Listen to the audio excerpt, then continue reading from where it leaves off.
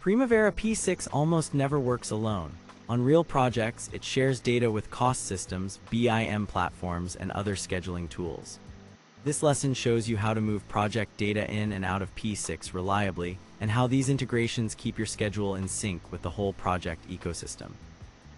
A schedule that can't share data can't be trusted. In a silo, every handoff is a risk. Someone exports a PDF, someone else retypes numbers, and within days the cost system tells a different story.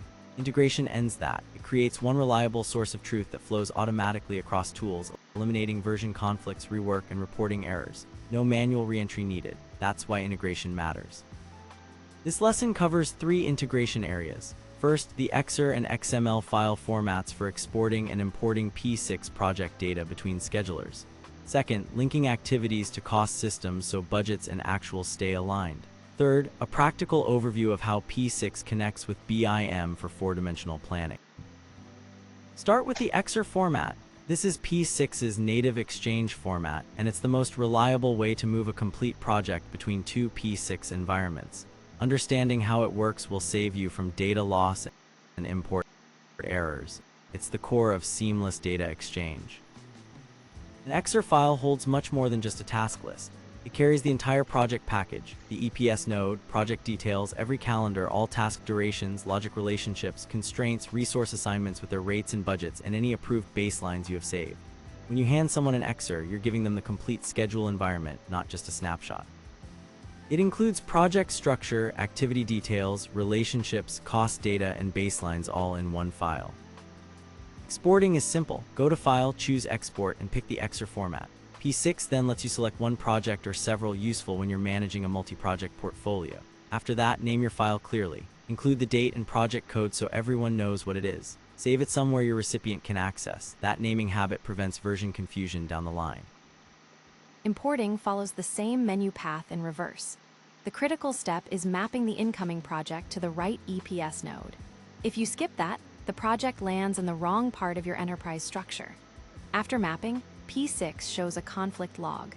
Review it carefully. Duplicate resource names and mismatched calendars are the most common issues. Resolving them before you click Finish saves significant cleanup time. Before moving on, here's a practical warning you need to hear. XER files are tied to their P6 version. If you export from version 22 and your client runs version 18, the import will fail. So always confirm the recipient's version. When in doubt, export from the lowest common version. This is one of the most frequent integration mistakes on real projects.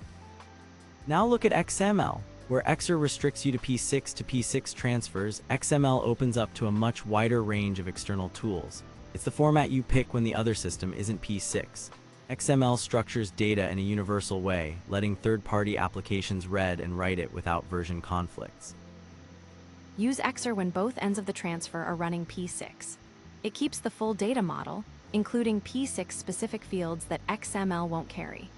Use XML when you are exchanging data with Microsoft Project, a STAB Power Project, or any other scheduling tool that supports the XML standard. XML is more portable, but carries less P6 specific detail, so know what you might be losing before you choose. Exporting XML from P6 follows the same path as XER: File, then Export. This time, choose Primavera XML. A configuration dialog appears, letting you select which data elements to include. Be deliberate. If the receiving system only needs activities and relationships, leave out resource rates. A lean file cuts down import errors on the other end. Picking only what's needed avoids unnecessary data transfer and potential issues. Moving data between P6 instances is one thing, but connecting P6 to a cost system is a different challenge. It directly shapes how your project reports financial performance. It's not a technical handoff. It affects every financial report your stakeholders see. Here is how that link works. The link works through cost accounts. In P6, you build a cost account structure mirroring your financial system's chart of accounts. Each activity budget gets tagged to a cost account. When you export, those tags travel with the data. The financial system reads them, posts actuals to the right accounts, then sends actual cost data back to P6. That return feed makes earned value calculations accurate. Getting the setup right from the start saves hours of reconciliation later. First, build the cost account hierarchy in P6 to match the financial system exactly, same codes, same hierarchy. Then assign each activity to its cost account. Finally, run a cost account report before exporting. Any activity missing an assignment creates a gap in the financial system, and those gaps are hard to trace afterwards. Integration works smoothly when the two systems share the same cost account codes and someone owns the data flow.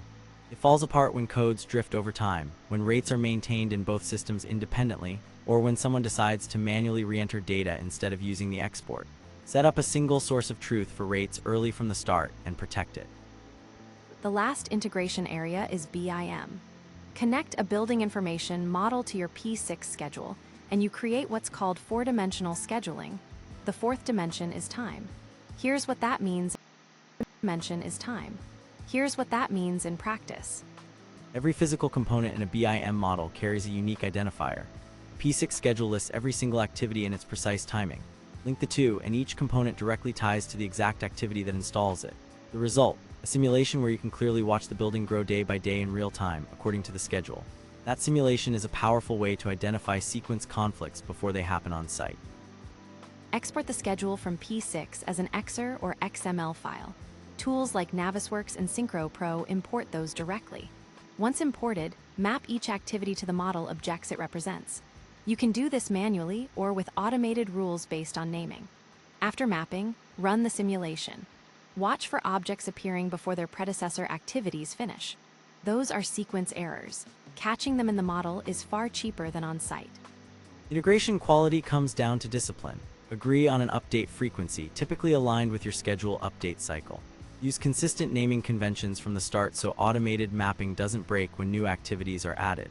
And enforce change control. If a design change adds a new floor, the model and schedule must be updated together, not separately. Use this matrix as your quick decision guide. When both systems are P6 and you need the full data model, use XER.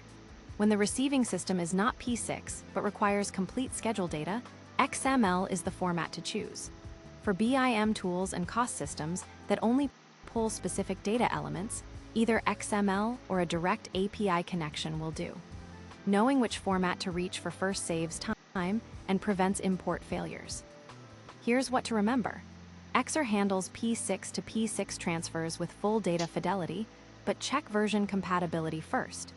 XML bridges to cost systems and external schedulers. BIM integration creates visual simulations that catch sequence errors before they reach the field. Master these three, and your P6 schedule becomes the hub of a connected project information system. Before the next lesson, open a project in P6 and export it as both XER and XML. Then open both files in a text editor and compare the structure. You'll see what XER carries that XML doesn't. That hands-on comparison makes the format differences concrete in a way no slide can. See you in the next lesson.